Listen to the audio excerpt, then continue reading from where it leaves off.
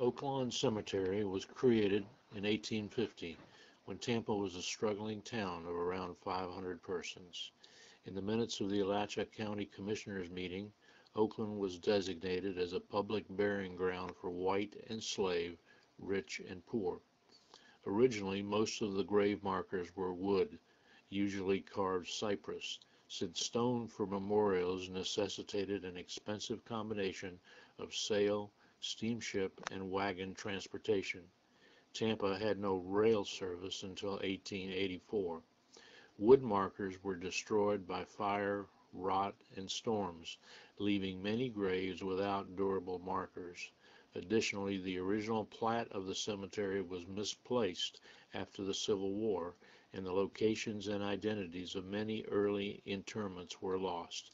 At Oakland are buried many of Tampa's pioneer families, 13 mayors of the city, one Florida governor, two Florida Supreme Court justices, and the framers of 5 state constitutions.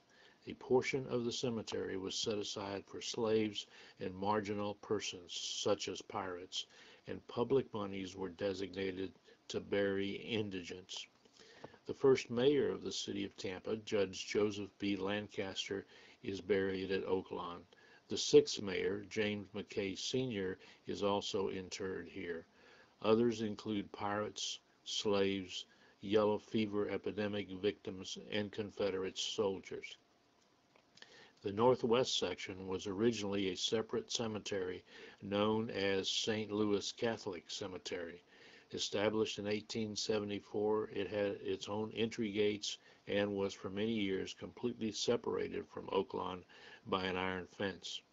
Among those buried in the St. Louis section are Ybor City founder Vicente Martinez Ybor, 5 pioneer priests, 3 of whom died in a 15-day span during the 1887 yellow fever epidemic, and Cecilia Morse, the foundress of Catholic parochial education in the Tampa Bay area.